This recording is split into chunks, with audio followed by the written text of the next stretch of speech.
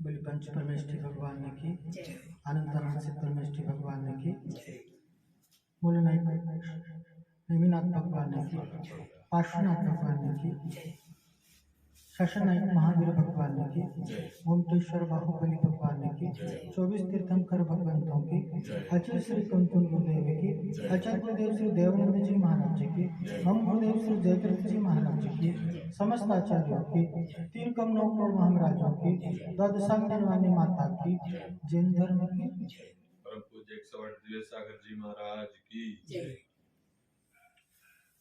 सुख दुख दोनों रहते जिसमें जीवन है वो गाँव, कभी धूप कभी छाँव, कभी धूप तो कभी छाँव। सुख दुख दोनों रहते जिसमें जीवन है वो गाँव, कभी धूप कभी छाँव, कभी धूप तो कभी छाँव। कर्म हमारा पासा फेंके पीछे चलते दाव, कभी धूप कभी छाँव, कभी धूप तो कभी छाँव। भले भी दिन आते जगत में बुरे भी दिन आते, भले भी दिन आते जगत में बुरे भी दिन आते, कड़वे मीठे फल कर्म के यहाँ सभी पाते, कभी सीधे कभी उल्टे पड़ते अजब समय के पाँव, कभी धूप कभी छाँव, कभी धूप तो कभी छाँव। सुख दुख दोनों रहते जिसमें जीवन है वो गाँव, कभी धूप कभी छाँव, कभी धूप तो कभी छाँव। क्या खुशियाँ क्या गम ये सब मिलते बारी बारी, क्या खुशियाँ क्या गम ये सब मिलते बारी बारी, कर्मों के अनुरूप चलती ये दुनिया सारी, ध्यान सीखे ना जग नदिया में बंदे अपनी नाव, कभी धूप कभी छाँव, कभी धूप तो कभी छाँव। सुख दुख दोनों रहते जिसमें जीवन है वो गाँव, कभी धूप कभी छाँव, कभी धूप तो कभी छाँव। कर्म हमारा पासा फेंके पीछे चलते दाव, कभी धूप कभी छाँव, कभी धूप तो कभी छाँव।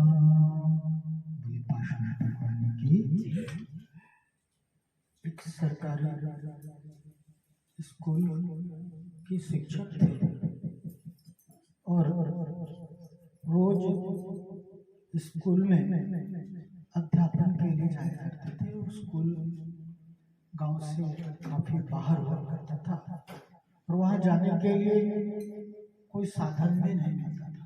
करीब 7 किलोमीटर पड़ता था और वहां जाने के लिए कोई साधन नहीं होता था। कई बार लिफ्ट लेकर के जाते थे, कोई उस मार्ग से जा रहा होता था तो लिफ्ट ले लेते थे और कई बार तो पैदल भी जाना पड़ता था। काफी दिनों से ऐसा चल रहा था और बड़ी मुश्किल से पाई पाई जोड़ करके उन्होंने एक स्कूटर खरीदा और स्कूटर खरीद करके और रोज अब वो स्कूल जाने लग गए। लेकिन उन्होंने ये बात ठान रखी थी कि मैं किसी को भी लिफ्ट के लिए मना नहीं, कोई भी रास्ता में जाने वाला होगा तो मैं उसे लिफ्ट जरूर दूंगा। उन्हें कई बार इसका सामना करना पड़ा, कई बार लोग मना भी कर देते थे, कई बार बैठा लेते थे, लेकिन मास्टर साहब जब भी कोई मिलता तो उसे लिफ्ट जरूर देते थे। और अक्सर ऐसा होता था कि जाने वक्त भी उनके साथ कोई होता था और उधर से लौटने के वक्त भी कोई होता था। इसी प्रकार एक दिन ऐसा हुआ कि एक व्यक्ति ने उसे मास्टर साहब को हाथ दिया। मास्टर साहब ने रोका, बिठा लिया और थोड़ी दूर आगे जाने के बाद सुनसान रास्ता जैसे ही पड़ा तो पीछे बैठे व्यक्ति ने पीठ में छुरा टिका करके कहा कि ये स्कूटर हमें दे दो और तुम्हारे पास जितने पैसे हैं वो भी दे दो। मास्टर साहब ने और कोई उपाय देखा नहीं, बोला ठीक है मैं तुम्हें स्कूटर दे देता हूँ और पैसे भी दे देता हूँ, लेकिन एक मुझसे तुम प्रॉमिस करो, वादा करो कि किसी से इस बात की चर्चा नहीं करोगे कि ये स्कूटर किसकी है, मैंने ऐसे ऐसे लिफ्ट लिया और ऐसो स्कूटर उनका उड़ा ले, क्योंकि आज के बाद कोई किसी को लिफ्ट नहीं देगा तुम्हारे इस कारण से। और मैं भी तुमसे वादा करता हूं कि मैं पुलिस में कोई रिपोर्ट नहीं करूंगा इसकी, लेकिन मेरी बात का तुम ध्यान रखना। तो चोर का मन पसीज गया, लेकिन फिर भी उसका तो काम वही था, तो स्कूटर लेकर के वो भाग गया। स्कूटर लेकर के और चला गया और दूसरे ही दिन सुबह पेपर उठाने के लिए अपने घर का दरवाजा खोला और सामने देखते हैं कि स्कूटर खड़ी हुई है। स्कूटर खड़ी हुई है और उस पर एक पर्ची लिखी हुई थी। उस पर एक पर्ची लिखी हुई थी कि आप ये मत समझना कि मैं आपकी बातों से पसीज गया और आपकी स्कूटर वापस कर रहा हूँ, लेकिन क्या बताऊं, मैं जब इस स्कूटर को लेकर के उस भंगार वाले को बेचने के लिए गया तो भंगार वाला क्या कहता है, ये मास्टर साहब की स्कूटर है ना, ये मास्टर साहब की स्कूटर है ना। अब मैं किसी तरह से बहाना बना करके वहां से आगे बढ़ा और आगे ही बढ़ा था कि किराने वाले दुकान वाले ने उसका कुछ रुका था कुछ लेने के लिए। उसने पूछा भैया तुम्हारे पास ये मास्टर साहब की स्कूटर कैसे? वहां से बच करके आगे निकला तो पुलिस वाले ने पकड़ लिया मुझे कि मास्टर साहब की स्कूटर तुम लेकर के कहाँ जा रहे हो?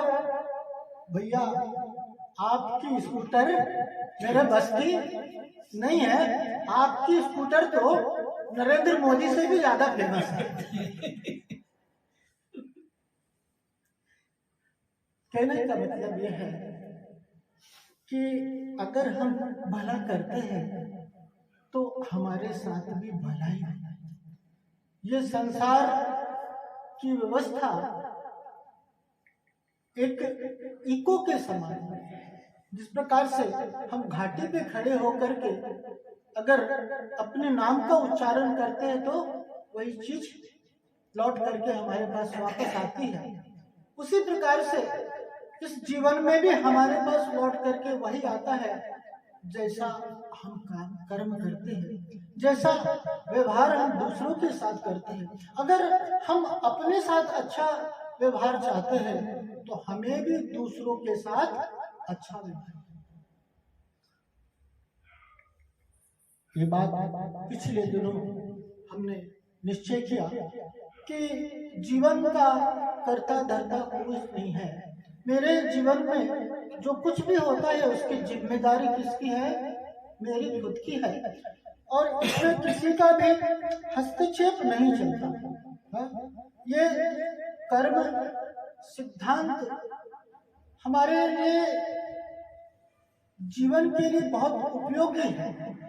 अगर हम इस कर्म सिद्धांत को जान करके अपने जीवन में उतारने का प्रयास करें तो निश्चित है हमारा जीवन बदल जाएगा, हमारा जीवन परिवर्तित हो जाएगा।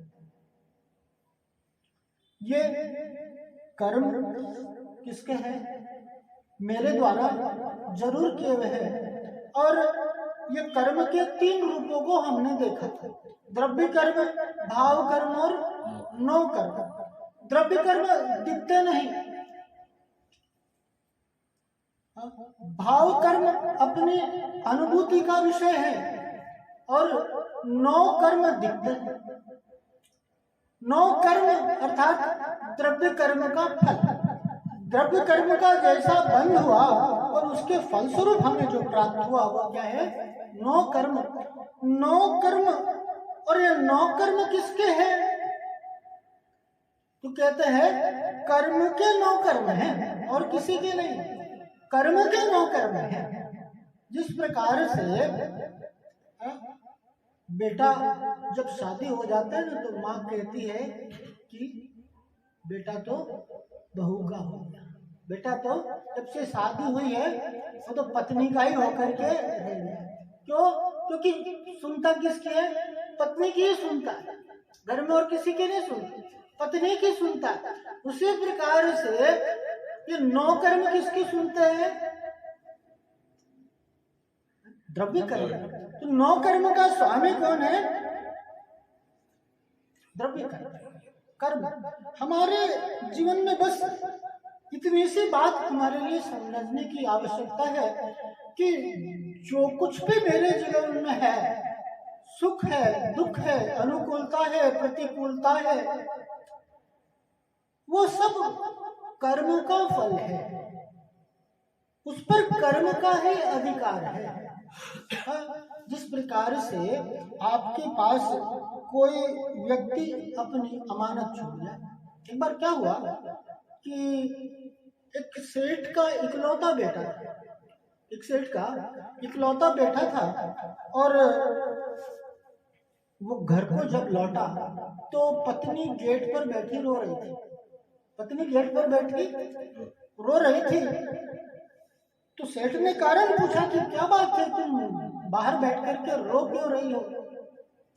बोले रो तो इसलिए रही हूं, लेकिन मुझे एक बात बताओ कि अगर कोई अमानत तुम्हारे लिए गिरवी रख जाए, कोई किसी की अमानत तुम्हारे पास कोई छोड़ जाए और वो आकर के अपनी अमानत वापस आकर के ले जाए, तो हमें कैसा व्यवहार करना चाहिए? उसे दे देना चाहिए? कैसा व्यवहार करना? बोले कि सही बात है, उसे दे देना चाहिए, और उसमें परेशान होने की क्या बात? उसकी वस्तु थी, उसने दिया और जब इच्छा हुई ले गया। उसी प्रकार से वो इकलौता पुत्र किसने दिया था? कर्म ने दिया था, और कर्म ने दिया था तो कर्म ने ले लिया, तो इसमें दुखी होने की कौन सी बात है? तो ये कर्म सिद्धांत समझने से जो कर्म का उदय जीवन में आता है और उसका फल क्या है? दिखता तो है सामूहिक, कहते हैं ना कि कर्म का फल सामूहिक नहीं व्यक्तिगत होता है। बोले आप कैसी बात करते हैं? हमारे यहाँ परिवार में बहुत एकता है, हम बहुत मिलजुल कर खुशी से रहते हैं, हमारे यहाँ सुख दुख सब आपस में बांट करके रहते हैं। कोई भी वस्तु आती है उसे सब हम आपस में बराबर बराबर बांट करके और उसका उपयोग करते हैं। कोई भी गाड़ी आती है तो हम सभी पूरे परिवार मिल करके उसका आनंद लेते हैं। आप कैसे कहते हैं कि ऐसा फल का भोग सामूहिक नहीं, व्यक्तिगत है? आप वस्तु का भोग भले ही सामूहिक करते हुए दिख रहे, लेकिन सबके उसके प्रति भाव, उसके प्रति आकुलता निराकुलता अपनी अपनी है, सभी अपने अपने स्तर पर उसका भोग कर रहे। इसीलिए ये कर्म दिखते तो सामूहिक है, लेकिन वास्तव में क्या है? व्यक्तिगत है। आचार्य श्री पूज्यपाद स्वामी स्तोपदेश में कहते हैं, दिग्देशे खगायते संवसंति नगे नगे स्वस्वकार वशादंति देशे भिक्षु प्रगे। जिस प्रकार से संध्या काल में वृक्ष पर सभी पक्षी आकर के विश्राम करते हैं, तो आने का समय एक नहीं रहता, कोई 1 मिनट आगे पीछे अपने अपने समय अनुसार आते हैं, और सुबह जैसा ही होता है वो पक्षी अपने अपनी दिशा को, अपने अपने गंतव्य को चले जाते हैं। जिस प्रकार से सभी पक्षी अलग अलग दिशा से आए थे, अलग अलग समय पर आकर के उस पेड़ पर, वृक्ष पर विश्राम किया, और उसी प्रकार सुबह वहां से प्रस्थान करने वक्त वे पक्षी अपने अपने समय पर अपनी अपनी दिशा को गमन करे जाते हैं। उसी प्रकार से इस संसार में हमारे लिए सारे संयोगों की प्राप्ति होती है। अपने अपने कर्म के अनुरूप उनका संयोग हमसे प्राप्त होता है। अपने परिवार में पुत्र है, मित्र है, पति है, पत्नी है, दादा है, दादी है, चेतन अचेतन सभी पदार्थों का जो हमारे से संयोग का प्राप्ति होती है वह अपने अपने कर्म अनुरूप होता है। और जैसे ही उनका योग काल पूर्ण होता है और वो हमसे हम ट्रेन में सफर करते हैं और ट्रेन की यात्रा जब लंबी होती है, 2 दिन की होती है जैसे, तो कैसा होता कि किसी कोई इलाहाबाद से बैठा, कोई ऐसो अंधेरी से बैठा, कोई कहीं से बैठा, और ऐसे बैठ करके हमारी बोगी में जगह जगह से लोग आकर के बैठे और सबको अपने अपने स्थान पर उतरना होता है। लेकिन हमारा क्योंकि इतना लंबा काल उनके साथ में बीतता है तो मित्रता सा जैसा व्यवहार हो जाता है, उनसे अच्छे से घुल मिल जाते हैं और बोलना चालना भी होता है। लेकिन अपना अपना जब मंजिल आता है, अपना अपना मुकाम आता है और वे उठ करके जाने लगते हैं तो हमें उसका दुख होता है। क्या आए थे तो हम सुख की अनुभूति नहीं कर रहे थे और गए तो भी हमें कोई दुख नहीं, हमें कोई पीड़ा नहीं। इसी प्रकार से इस संसार में सब कैसा है, अपना अपना संयोग है। अब जैसा जैसा कर्म का उदय होता है वैसा वैसा संयोग और विक्षोभ होता है। लेकिन इस संयोग विक्षोभ में जानने योग्य क्या है कि अपने आप को जो जाना, ये कर्म सिद्धांत किस लिए कि खुद को जान करके, खुद को पहचान करके और खुद में समा जाए तो ही सुखी हो सकता है। स्वपर का भेद विज्ञान, इसे अपने पराये की खबर नहीं है, इसीलिए ये दुखी है। मेरा क्या है और मेरा क्या नहीं है, सिर्फ इतनी सी बात की पहचान करनी है। ये जीवन भर क्या करता है, तेरा मेरा करता रहता है ना, ये तेरा ये मेरा, ये तेरा ये मेरा। और ये तेरा मेरा के चक्कर में वास्तव में तेरा क्या है और मेरा क्या है इतना तो पहचानने की जरूरत है। झगड़ा होता है ना तो तू मैं कहते हैं ना, तू मैं हो गई। लेकिन सिर्फ इतना जान जाए कि तू है और मैं, दोनों अलग अलग है। लेकिन मोह के वशीभूत क्या करता है, उसमें वो अपनत्व की बुद्धि स्थापित करता है। ये जैन दर्शन हमारे लिए स्वावलंबन को प्रदान करता है, हमारे लिए परतंत्रता को दूर करके स्वतंत्रता की प्राप्ति, स्वाधीन जीवन जीने के लिए प्रेरित करता है। और इसी क्रम में हम द्रव्य कर्म के अंतर्गत घात्या अघात्या कर्मों को जान रहे थे। घात्या कर्म में ज्ञानावर्णी, दर्शनावर्णी और मोहिनी और अंतराय कर्मों को जाना, जो मेरे ज्ञान पर आवरण डालने का काम करे। वो क्या है, ज्ञाना, जिसके फल में याद नहीं होता, समझ में नहीं आता, हमें पता नहीं चलता क्या हो रहा है। तो ये जो हीनादिकता पाई जाती है उसके पीछे कारण क्या है, ज्ञानावर्णी कर्म का। ये कर्म का ज्ञानावर्णी कर्म बताता है कि गुरु से ज्ञान नहीं होता, गुरु से ज्ञान नहीं होता, ज्ञान तो स्वयं से होता है। गुरु तो निमित्त है, लेकिन ज्ञान प्राप्त ये अपनी योग्यता के अनुसार ज्ञान को प्राप्त करता है। तो यही है कि भाई ज्ञानावरणी कर्म मेरे ज्ञान पर आवरण डालता है, ज्ञान गुण को प्रकट नहीं होने देता, और मोहिनीय कर्म के फल स्वरूप इसे सुख में बाधा आती है। और उसके दो हमने भाग को देखा, दो रूपों को देखा, एक दर्शन मोहिनीय कर्म और एक चारित्र मोहिनी कर्म, दर्शन मोहिनी कर्म के फल के उदय में इसे अपनी स्वरूप का भान नहीं। जैसे शराबी की स्थिति होती है, उसे अपने हित का विवेक नहीं रहता, ऐसे ही दर्शन मोहिनी कर्म के फलस्वरूप से अपना हित ज्ञात नहीं होता। शरीर में जो आत्म बुद्धि है, शरीर में जो सुख बुद्धि है, विषय भोगों में सुख बुद्धि है, ये सब क्या है? दर्शन मोहिनी कर्म। और इसी का दूसरा नाम है मिथ्या। और दूसरा चारित्र मोहिनी कर्म, जिसके फलस्वरूप इसके लिए संयम के प्रति आकर्षण नहीं होता। चारित्र मोहिनी कर्म के उदय में यह जीव संयम को ग्रहण नहीं करता और इसके अंदर जो विकारी परिणाम होते हैं, राग, द्वेष, क्रोध, मान, माया, लोभ आदि जो विकारी भाव होते हैं, ये सब क्या है?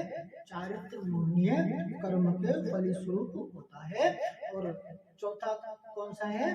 अंतराय, जो मेरा चाहा हुआ नहीं होता। व्यापार आदि में जो हानि होती है, नुकसान होता है, स्वास्थ्य का लाभ नहीं प्राप्त होता, जितने भी है जीवन में जो कमियां पाई जाती है या इच्छा की पूर्ति नहीं होती, ये सब क्या है? अंतराय कर्म का उदय है। जो मेरे लाभ में, जो मेरी प्राप्ति में बाधा डाले, वो क्या है? अंतराय कर्म। हम इस कर्म को भी जानेंगे और कर्म बंधता कैसे है और किस प्रकार से हम इस कर्मों को अपने जीवन से दूर करके उस मुक्त अवस्था को प्राप्त कर सकते हैं, इसका उपाय भी हम जानेंगे। तो अभी देखें कि ये कर्म क्या है और ये कर्म बंधते किस प्रकार है। घात्या और अघात्या। अघात्य कर्म में सबसे पहला कर्म कौन सा है? वेदनीय कर्म। वेदनीय कर्म अर्थात जो मेरे लिए सुख दुख की अनुभूति कराए, वेदनीय कर्म। और उसका उदाहरण क्या दिया? शहद लिपटी हुई तलवार। तलवार के ऊपर शहद, हालांकि हमारे जैन धर्म में शहद खाना वर्जित है। शहद क्या अभक्ष है, जीव का स्थान होता है उसमें, उसके विस्तार में नहीं जाते, लेकिन काफी लोग जानते हैं हमारे यहाँ शहद का उपयोग नहीं होता। शहद की जगह चाशनी आदि का उपयोग कर सकते हैं। तो एक प्रकार से ये मान के चले कि तलवार पर क्या लगी हुई है? चाशनी लगी हुई है। तो चाशनी लगी हुई है तो वो चाशनी को क्या करता है? चाटता है। तलवार पर लगी हुई चाशनी को उसने जीभ से चाटा तो उसका चाशनी का स्वाद तो प्राप्त होता है, लेकिन जीभ में कटने का दुख भी होता है। तो ये संसारिक सुख भी कैसा है? दुख मिश्रित है। प्रतिभाषित तो होता है सुख जैसा, लेकिन है कैसा? दुख रूप है। परिणाम कैसा निकलता है? दुख रूप। तो ये जो साता और असाता, ये भेद किसके है? ये वेदनीय कर्म है। साता यानी जो सुख को लेकर के, जो अनुकूलता को लेकर के आए, वो क्या है? साता वेदनीय कर्म। और असाता यानी जो पीड़ा को लेकर के आए, जो दुख को, कष्ट को, तकलीफ को लेकर के आए, वो क्या कहलाता है? असाता वेदनीय कर्म।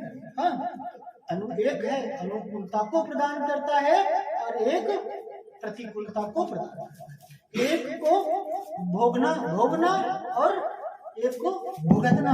भोगना अलग बात है और भुगतना अलग बात है। तो ये जो है उसमें निमित्त नैमित्तिक संबंध है।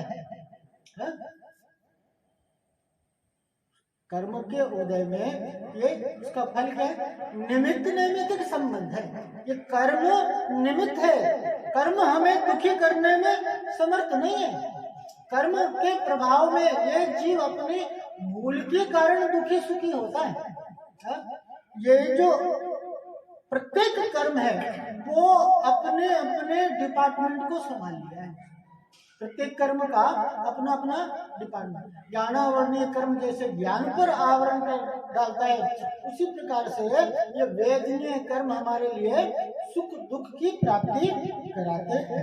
अपने जीवन में जो कुछ भी परिस्थितियां बन रही है, ये साता वेदनीय असाता वेदनीय कर्म के अनुरूप है ना, उदयानुसार व्यवस्था चल रही है। जैसा जैसा कर्म का उदय आता है, वैसा वैसा जीवन में वैसा प्रतिफल देखने को मिलता है। अगर कर्म का बंध किया है तो कर्म का फल भी जीवन में आएगा ही। जो कहते हैं ना, कर्म का लेख मीठे नहीं, जैसा कर्म का बंध किया है, अगर साता वेद में कर्म का बंध हुआ है, उसके स्वरूप हमारे लिए सुख की प्राप्ति होगी, शांति की प्राप्ति होगी, अनुकूलता की प्राप्ति होगी। और पाप कर्म का असाता वेदनीय कर्म का बंध है तो प्रतिकूलता आदि की प्राप्ति होगी। तो याद करें कि ये जो है वस्तु की स्वतंत्र परिणमन व्यवस्था है। हमारे पास कर्म के उदय में किसी वस्तु की व्यक्ति की प्राप्ति हो गई, संयोग हो गया, लेकिन हमारा उस पर बस नहीं चलता। भूल क्या होती है कि इसके अंदर कर्तृत्व बने के भाव होता कि इसको मैंने किया, ये धन कमाया तो मैंने कमाया, ये गाड़ी लेकर के आया तो ये मैं लेकर के आया, ये मकान बनाया तो मकान मैंने बनाया। लेकिन विचार करो, क्या हम जैसा चाहते हैं वैसा होता है? मकान बनाने के लिए तो बहुत पुरुषार्थ किया ना, सब कुछ अपने अनुसार आपने किया, लेकिन सब बनने के बाद क्या हो पाता है? अरे यार ये कलर अच्छा नहीं हुआ, अरे ये नल गलत लग गया, अरे ये बल्ब इसके जगह वो लग जाता तो हम चाहते थे तो ऐसा। आप कुछ भी आप खरीदने जाते हो, आप ध्यान दो कि सोच करके यहाँ से गए कुछ खरीदने के लिए और वहां से लेकर के क्या आते हैं कुछ, और फिर अफसोस होता है कि अरे ये क्या ले आए। तो ये जो है वस्तु, आप सोचते हो कि मैं लेकर क्या, ये अपने नियंत्रण में नहीं है, अपने बस में नहीं है। प्रत्येक वस्तु चाहे वो जड़ हो चाहे चेतन, पुद्गल की एक स्थान से दूसरे स्थान पर गमन करने की स्वयं की क्षमता है, स्वयं की शक्ति है। कहते ना कि पैसा उसके अकाउंट से और मेरे अकाउंट में आ गया, लेकिन क्या है हर बार ऐसा होता है क्या? हर बार ऐसा नहीं होता भाई। इसमें कई बार होता है ना, नेटवर्क में एरर आ गया, ये हो गया, हम कितना चाह रहे हैं कि मेरे अकाउंट में पैसा आ जाए, ट्रांसफर हो जाए, मैं उसके कर पाते क्या? हमारे बस में नहीं है, जबकि पूरी सुविधा है आपके पास, बैलेंस भी है, उधर से आ भी सकता है, लेकिन जब तक उसकी योग्यता नहीं होगी तब तक उसका परिणाम नहीं। तो ये व्यवस्था क्या है? स्वतंत्र है। साड़ी लेने जाते हैं और क्या होता है, अच्छी साड़ी समझ करके लेकर के आते हैं और देखते कि खराब आ गया है। तो कर्म का ये उदय मात्र है, क्षेत्र से क्षेत्रांतर होना वस्तु की स्वतंत्र परिणमन क्षमता है, शक्ति है। हाँ, देखो इसमें साता वेदनीय और असाता है। तो वहां पर कह रहे जैसे ऐसा सोना किस काम का जो कान काटे। कई बार क्या होता है कि पुण्य कर्म के उदय से हमारे लिए संयोगों की प्राप्ति होती है, तो हर बार वो चीज अनुकूल हमारे जीवन में फल को प्रदान करे ये कोई जरूरी नहीं है। कभी कई बार अनुकूल वस्तु भी प्रतिकूल हो जाता है। कि ट्रेन में बैठा हुआ है और सोने की चेन पहने हुए था, या गाड़ी से उतर करके सिर्फ रोड क्रॉस करके और सामने वाले मॉल में जा रहे थे, इतनी देर में एक बाइक से लड़का आया चलता हुआ और चेन पर हाथ रखा और खींच लिया, चेन भी चली गई और गला भी कट गया। वो सोना कैसा जो गला का। अब देखो आप कि भाई आपके लिए 2-5 लाख रुपए अगर कैश लेकर के जाना पड़ जाए, कैसी धुकधुकी होती, जान आफत है कि नहीं? तो वो है तो पुण्य कर्म का फल, लेकिन अपने लिए क्या हो रहा है? असाता वेदनीय का कारण बन रहा है, अपने लिए दुख का कारण बन रहा है। ये सब अपनी कर्मों की व्यवस्था है। इस जगत में हमें प्रतिकूल अनुकूल प्रतिभाषित होता है, लेकिन यहाँ संसार में कुछ भी अच्छा बुरा नहीं है। ये मेरी मान्यता, ये मेरी धारणा की बात है कि कोई व्यक्ति मुझे अच्छा लगता है या कोई वस्तु ये अच्छा लगता है। कभी कोई वस्तु अच्छी लग रही है और थोड़ी देर बाद वही बुरी लग रही है। सब कर्म के उदय का परिणाम है। कर्म का उदय जैसा होता है, प्रतिकूल लगने वाला अनुकूल हो जाता है और अनुकूल प्रतिकूल हो जाता है। वह बेटा जो बहुत लाडला था, कहते ना मेरा बेटा मेरा बेटा, लेकिन वही बेटा जब शादी हो जाती है तो कैसा हो जाता है, पूरा उसकी तरफ उसके प्रति सोच बदल गई। बेटा तो बिल्कुल बदल गया। कोई व्यक्ति मेरे अनुकूल व्यवहार करते रहता है तब तक वो बहुत अच्छा है, और जैसे ही उसने क्या किया, मेरे अनुरूप व्यवहार नहीं किया तो वो क्या हो गया, बुरा हो गया। और हमेशा बुरा रहे कोई जरूरी नहीं है, बदलता रहता है, प्रतिकूल अनुकूल।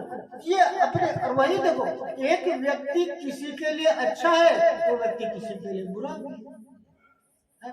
कोई किसी का मित्र है तो कोई किसी का शत्रु। कोई वस्तु किसी को अच्छी लगती है, कोई वस्तु किसी को खराब लगती है। दुकान में रखते हैं ना, सामान रखते हैं, सामान रखते और ग्राहक आकर के मान लो 4-5 लोगों ने ऐसा कह दिया ये तो बिल्कुल आउटडेटेड है, मेरे को पसंद नहीं आया, नहीं लिया। 4-5 लोगों ने, तो क्या करते हैं उसको अलग कर देते हैं। नहीं, एक दिन ऐसा आता है, दूसरे दिन भले आ जाए, कोई वो व्यक्ति आए और उसको बहुत पसंद आता है वो चीज। 5-10 लोगों ने उसको रिजेक्ट कर दिया, कोई लेने को तैयार नहीं है, और वहीं एक व्यक्ति आता है और कहता है क्या है, अरे कितनी बढ़िया चीज है, बहुत खुश होकर के लेकर के जाता है। तो वो अच्छी बुरी मेरी मान्यता, मेरी धारणा की चीज, वस्तु अच्छी बुरी नहीं होती। मित्र अरि हो जाए जगत में अशुभ कर्म के आने से, अशुभ कर्म के उदय में मित्र भी शत्रु हो जाता है, और शुभ कर्म के उदय में शत्रु भी मित्र हो जाता है ना। किस समय का कोई भरोसा नहीं है, कब समय कैसा अपना रूप दिखा दे। अभी बहुत अच्छा चल रहा है, सब कुछ अच्छा चल रहा है, तो आदमी कैसे तन करके चलता है, तन के चलता है ना, और फिर क्या होता है, कोई निश्चित है क्या, करोड़पति रोडपति हो जाता है और रोडपति करोड़पति हो जाता है। एक कागज का टुकड़ा हवा की वेग को पाकर के और पर्वत की चोटी पर जा पहुंचा। पर्वत की चोटी पर जा पहुंचा तो पर्वत ने पूछा कि यहाँ कैसे, तो उसने क्या कहा, अपने बल पर और कैसे, अपने बल पर और कैसे। इतनी देर में एक हवा का दूसरा झोंका आया और नीचे वो नाली में जा समाया। तो ये संसार की स्थिति ऐसी है, जगत की ऐसी स्वरूप ही है कि यहाँ सब कुछ कैसा है, क्षणिक है, अनिश्चित है। हाँ, तो कुछ भी ऊंचा नीचा, ये इसलिए कहते हैं कि भाई सुख में कभी ना फूले और दुख में कभी ना घबराए। सुख दुख में एक जैसा जिसका व्यवहार होता है, समत्व भाव रहता है, कर्म के सिद्धांत को समझ करके जो जीवन में अनुरूप उसके अनुरूप पालन करता है, उसे मानता है, तो वही सुखी रह सकता है। यहाँ पर वही बात कह रहे हैं कि भाई चाहे पुण्य हो चाहे पाप हो, चाहे साता हो चाहे असाता हो, ये दोनों कैसे है, ये दोनों जुड़वा भाई है, ये दोनों कर्म की संतान है। कहने में पुण्य बहुत अच्छा लगता है, लेकिन पुण्य भी कैसा है, पाप को लिए हुए है। पुण्य भी कैसा है, पाप को लिए हुए, पाप का ही एक रूप है। पुण्य के फल में क्या प्राप्त होगा, भोग सामग्री प्राप्त होगी, धन पैसा आदि प्राप्त होगा, मनचाहा काम होगा। लेकिन भोगों को भोगने से, धन पैसा आदि के भोग से उसे क्या उपार्जन होगा, पाप का उपार्जन होगा। पुण्य से हो स्वर्ग मिलता, नरक मिलता पाप से। पुण्य से क्या होगा, स्वर्ग मिल जाएगा, और पाप से क्या होगा, नरक मिल जाएगा। लेकिन स्वर्ग में भी जा करके वो क्या पाप का ही उपार्जन करेगा, वो वहां पर भोगों को भोगेगा और पाप का ही उपार्जन करेगा। सम्यक दर्शन के अभाव में स्वर्ग भी कैसा है, वो निगोद का कारण बनता है। वहाँ सम्यक दर्शन नहीं है, देव गति को प्राप्त हुआ और उत्तम उत्तम भोगों को भोगा वहां पर, और भोगने के बाद क्या होता है कि उसे अवधि ज्ञान होता है, और अवधि ज्ञान से वो जान लेता क्या है कि बस अब कहाँ जाने वाला हूँ, ऐसे मैं वृक्ष बन जाऊंगा, एक कीड़ा बन जाऊंगा, वो बन जाऊंगा। हमें तो कुछ पता नहीं है कि किस पर्याय में जाएंगे, लेकिन आगे गड्ढा दिख रहा है तो उसकी स्थिति कैसी होगी, हा? तो ये ऐसी स्थिति है। तो वो पुण्य भी अपने में क्या है, पाप को लिए। पंडित बनारसी दास जी नाटक समिसार में कहते हैं, जैसे चांडालानी के युगल पुत्र जने, एक दियो बामन के एक घर राख्यो। चांडाल कहायो तिनि मद मांस, बामन कहायो तिनि मद मांस त्याग कियो। चांडाल कहायो तिनि मद मांस चाखो। चांडालनी एक होती, चांडालनी समझते हैं, जो फांसी देते ना, फांसी देता चांडाल। राजा के समय में होता, तभी भी जैसे फांसी होती तो चांडाल होता। तो चांडालिनी ने जुड़वा पुत्रों को जन्म दिया, और क्या हुआ कि एक तो ब्राह्मण को दे दिया, एक पुत्र ब्राह्मण के घर में चला गया, और एक पुत्र को खुद पाला, एक को पुत्र को खुद पाला। लेकिन जो ब्राह्मण के घर में गया है, क्योंकि वहाँ के संस्कार, वहाँ की परंपरा क्या है, मांस आदि का सेवन ब्राह्मण नहीं करते, तो वहाँ पर उसने मांस का त्याग किया, मांस का भक्षण नहीं करता है। और चांडाल कहायो तिनि मद मांस चाखो, जो चांडालिनी ने खुद पाला तो उसके मद मांस आदि खा रहा है। तो वो जो ब्राह्मण का पुत्र है वो अच्छा लगता है, क्यों, क्योंकि वो मद मांस नहीं खाता। और चांडाल के यहाँ जो पला वो मद मांस खाता है, तो वो बुरा प्रतीत होता है। तो एक अच्छा प्रतीत हो रहा है और एक बुरा प्रतीत हो रहा है। लेकिन यहाँ क्या कह रहे हैं कि चांडाल कहायो तिनि मद मांस चाखो है, वैसे ही कर्म के युगल पुत्र। जैसे क्या कि जैसे भले ही वो मद मांस नहीं खाता हो, लेकिन कहलाएगा किसका पुत्र, चांडालिनी का एक पुत्र कहलाएगा। अगर कोई चोर का, अगर कोई क्रिमिनल का बेटा है तो उसको क्रिमिनल की दृष्टि से ना देखो कि किसमें खून किसका दौड़ रहा है, वो आतंकवादी का खून दौड़ रहा है, बदमाश का खून दौड़ रहा है, उस पर भरोसा नहीं किया जा सकता। ऐसे ही ये कर्म की ही संतान है, चाहे वो पुण्य कर्म हो और चाहे पाप कर्म हो। और कर्म दोनों कैसा है, संसार रूपी है। चाहे स्वर्ग में ये जीव चला जाए, चाहे नरक में चले जाए, चारों गति रूप क्या है, संसारी है। इसीलिए यहाँ पर क्या करे, पुण्य और पाप में हरक बिलखो महु पाए, पुण्य पाप फल माई हरक बिलखो मत भाई। यह पुद्गल पर्याय उपज बिन से फिर। यह क्या है, पुण्य और पाप में हर्षित और दुखी भी नहीं होना, पाप में दुखी नहीं होना और पुण्य में हर्षित भी नहीं होना।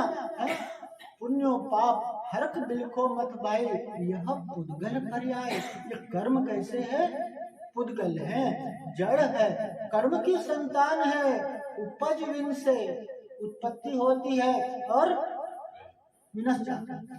सुख आते हैं और अभी भजन गाया उसमें क्या था, सुख दुख दोनों रहते जिसमें जीवन है वो गाँव। जीवन कैसा है, सुख और दुख का क्रम चल रहा है। जिस प्रकार से सुख सदा काल नहीं रहता, उस प्रकार से दुख भी सदा काल नहीं रहता। साता वेदनीय कर्म का उदय भी ज्यादा देर तक नहीं रहता और असाता वेदनीय कर्म का भी उदय ज्यादा देर तक नहीं रहता। सुख दुख का, अनुकूल प्रतिकूल का ये क्रम, ये वेदनीय कर्म का फल निरंतर अपने जीवन में चल रहा है। तो इस प्रकार से यहाँ पर है कि भाई ये क्या है, वेदनीय कर्म के फल स्वरूप हमारे जीवन में सुख और दुख की प्राप्ति होती है। हमारे लिए सुखी दुखी नहीं हो करके हमारे लिए क्या समता को धारण करना है, सहजता को धारण करना है। ऐसी सरलता सहजता हमारे लिए एक कर्म सिद्धांत प्रदान करता है। ऐसे समझ करके अपने जीवन में उतारने का प्रयास करें, अपने जीवन में परिवर्तन आए, बदलाव आए, इसी मंगल भावना के साथ यहीं तक भगवान की अनंत अनंत सिद्ध परमेष्ठी भगवान की, मूलनाथ नाथ भगवान की, शांतिनाथ भगवान की, पार्श्वनाथ भगवान की, शासनाथ महावीर भगवान की, ओमकेश्वर बाहुबली भगवान की, 24 तीर्थंकर भगवंतों की, आचार्य श्री कुंकुम गुरुदेव की, आचार्य गुरुदेव श्री देवानंद जी महाराज की, ओम गुरुदेव श्री जयदेव जी महाराज की, समस्त आचार्यों की, 3 कमलों के महाराजों की, द्वादशांगी वाणी माता की, जैन धर्म की, प्रभु 108 दिव्य सागर जी महाराज की।